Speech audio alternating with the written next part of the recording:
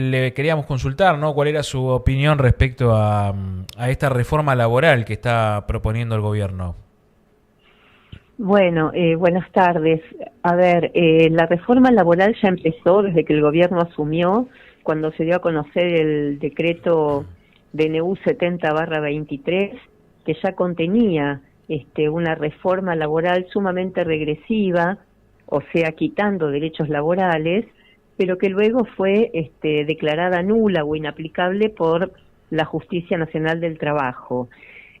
Luego, en la ley bases, que entró en vigencia en julio del 24, también se incluyó una buena parte de ese capítulo laboral del DNU, no completo, pero sí una parte, y eso hoy es ley, o sea que la reforma laboral ya está rigiendo y ya está afectando las relaciones laborales vigentes. Lo que ahora escuchamos son anuncios de parte del secretario de Trabajo y del gobierno, en donde todavía no queda muy claro exactamente qué es lo que se quiere reformar, pero sí la intención. Por un lado se presenta de una manera muy favorable, porque cuando uno escucha flexibilización o modernización o dinamismo, en sí mismo no son términos que estén indicando algo perjudicial para la gente, pero cuando lee las normas que se proponen, siempre se trata de recortar salarios, recortar derechos, ampliar horario de trabajo, recortarle poder a los sindicatos, ampliar las causales de despido sin causa. Entonces, lo que nos encontramos básicamente es con una reforma que viene marcando este tiempo, que básicamente intenta aumentar la rentabilidad empresaria a costa de los salarios y a costa de los derechos de la mayoría de la gente que vive de su sueldo. Esto es un poco lo que sintéticamente puedo adelantar como abogada laboralista, defensora de trabajadores. Hay varios puntos, ¿no?, que acá estábamos repasando hoy que nos llamaban la atención. Yo creo que, por lo menos en este proyecto en sí, lo decía como está, me cuesta creer que vaya a llegar a salir. Pero, por ejemplo, se habla de salarios dinámicos, ¿no? Esto de los salarios que en la discusión es muy subjetivo. Digo, en base a quién o quién va a decidir cuánto o, digamos, si estoy rindiendo bien o mal, ¿no? Ahí es un punto que me parece interesante como para profundizar. ¿Cómo lo ve? Bueno, en primer lugar, aclaro, no hay ningún proyecto de ley presentado o dado a conocer que Sí. contenga expresamente esta cuestión de los salarios dinámicos. Parece un título que está aludiendo a que se modificaría el sistema de fijación de salarios que tenemos hoy, que es por negociación colectiva en el Ministerio de Trabajo. En realidad hoy Secretaría de Trabajo, por lo menos en Nación es así, se reúnen los sindicatos por actividad con las cámaras patronales que emplean ese sector y se ponen de acuerdo en salarios mínimos, y esos salarios van a regir para todas las personas que trabajan, según la categoría en que se desempeñen, obviamente, y de ahí para arriba hay, por supuesto, la posibilidad de mejorar eso que es un piso en función de diferentes criterios. Puede ser productividad, puede ser presentismo, puede ser premio, lo que fuera. Lo que el gobierno está proponiendo es eliminar esa forma de fijación de salario y reemplazarla por una negociación por empresa, con lo cual se reduce muchísimo el poder de negociación del sindicato, que actuaría directamente en el marco de una empresa, probablemente con los empleados o sus delegados discutiendo salarios directamente con sus empleadores, con sus jefes, y con mucha menor capacidad de acción en el caso de que no se llegue a un acuerdo. Entonces, perforar esos pisos mínimos de protección va en contra de la Constitución Nacional, va en contra de las leyes laborales, va en contra de convenios internacionales que obligan a nuestro país, y sin embargo parecería que parte de lo que se quiere hacer viene por ese lado. Por supuesto que entiendo que al ir en contra de la Constitución no podría ser legal, y cualquier juez laboral debería declarar esa norma nula, inaplicable, del mismo modo que ocurrió con el DNU 70. Claro. Pero bueno, hay que ver también qué pasa, qué papel van a jugar los sindicatos si esto se llegara a implementar por ley. Bueno, era un poco lo que discutíamos acá hace un rato, buenas tardes primero, respecto al rol de los sindicatos, porque también hay una realidad de que, por lo menos en este último tiempo, parecería no estar esa fuerza sindical tan presente en cada una de las discusiones, sino que, bueno, avalando de alguna manera algunas cuestiones, no todos los sindicatos, digo, en el gran general, pero no todos. Entonces, bueno, claramente si sale esta ley va a tener que tener un acompañamiento de alguna manera de los sindicatos o un permiso. Bueno, hasta acá, más allá de las apreciaciones personales, la inaplicabilidad del DNU 70 o del capítulo laboral del DNU 70 la dispuso un juez en una acción de amparo que interpuso la CGT, que es, nos guste o no, digamos, sí, más allá de eso, sí. Es la central más representativa y que nuclea a los sindicatos por actividad más importantes en número y en volumen de operaciones de nuestro país. Es esto que vos decías, perdón que te tutee, pero bueno, cada sindicato va decidiendo la forma de llevar adelante su acción gremial de acuerdo a sus criterios, pero bueno, muchas de las cosas que se consiguieron fueron a partir de acciones de amparo promovidas por sindicatos. No sabemos cuál va a ser el papel que van a jugar ahora, venimos leyendo estos días, bueno, lo que sale en todos los medios, ¿no? Que la CGT ya sentó posición respecto de que no va a acompañar estas reformas tan regresivas. Pero bueno, obviamente que siempre tienen un papel central, en primer lugar, en operar de filtro para que esto no llegue a ser ley, y luego, si es ley, bueno, mediante acciones judiciales o acciones gremiales, lograr que se declaren nulas o inaplicables cuando son contrarias a la Constitución, que es lo que viene pasando con estas reformas.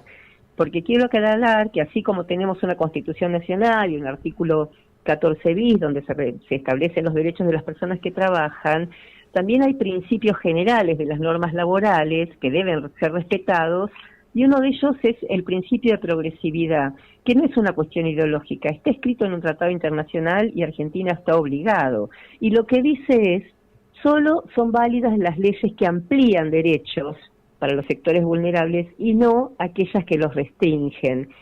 Es cierto que lamentablemente el gobierno ya de muchas maneras nos hizo saber que no tiene un apego hacia la Constitución o hacia las leyes, pero bueno, esto no quita que el sistema republicano y de tres poderes sigue existiendo, sigue estando vigente y por suerte viene dando algunas respuestas a estos intentos o a estas reformas que lamentablemente ya van generando en la gente la idea de que, bueno, esto es así, claro, y peor aún, que es necesario para generar empleo, lo cual es una falacia absoluta. Bien, bien.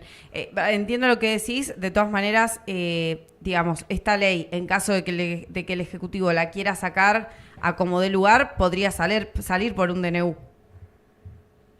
Bueno, hay que ver, la idea, hay que ver cómo la composición del Congreso se modificó a partir de las elecciones del domingo, hay que ver por qué Cámara ingresa el proyecto, un proyecto que todavía no conocemos porque no se dio a conocer, hay que ver qué comisiones del Congreso van a intervenir opinando y emitiendo dictámenes de validez, qué reformas se van a... qué modificaciones podrían ir surgiendo en el debate, como ha pasado con la ley bases. Entonces, no estoy tan segura de que el gobierno se animaría a sacarlo por DNU, sobre todo porque la suerte de los DNU hasta acá fue variable. Claro. Y con este espaldarazo que recibió el gobierno con las elecciones del domingo, creo que no tendría sentido jugársela por un DNI cuando por ahí podría... con mayor legitimidad intentar que se apruebe por ley como pasó con la ley bases. Cuando hablamos de reforma o escuchamos hablar de reforma, generalmente no paramos las orejas porque no suelen ser buenas para el pueblo, ¿no? Como se dice, pero recién acá también charlábamos que hoy por hoy tampoco es que las condiciones laborales son óptimas. Y digo, más allá de este proyecto, ¿cree usted que debería haber alguna reforma laboral, obviamente con un buen debate y buscando un proyecto que sea serio y que traiga beneficios? Lo que pasa es que la generación de empleo y las mejores condiciones de vida de la mayoría no dependen de las leyes laborales, dependen de otros factores. Y esto es algo que intencionalmente se instaló y desde hace muchísimos años, porque no es nuevo en nuestro país, una queja del sector empresario que venimos escuchando y que se reitera y incluso con las mismas frases diciendo que la legislación laboral es un corset que impide la contratación. Y en realidad en Argentina ha pasado al revés. Digamos, cuando se flexibilizaron las leyes y aparecieron los llamados contratos basura, como ocurrió en los años 90, el índice de desempleo trepó al 16%. Sí.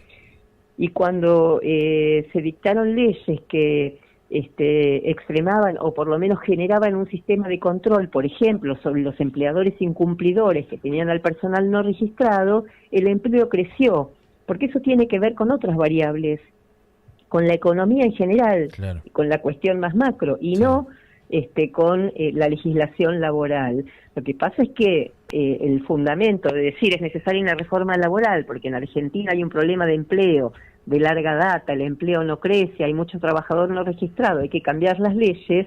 Bueno, para quien no conoce técnicamente en profundidad el problema, es muy fácil tomarlo como una argumentación válida.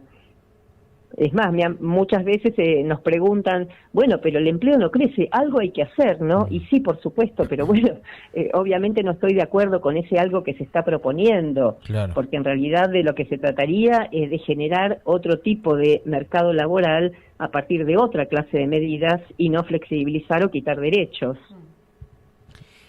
Respecto a las consultas que me imagino que le deben llegar, ¿han aumentado este último tiempo? No sé, pienso en tema indemnizaciones, tema despidos que hubo en algún momento, despidos masivos, o esto de proponer retiros voluntarios que ha pasado en varios lugares, incluso estatales. No sé cómo vienen siendo este periodo de 2 años de mandato de Milei.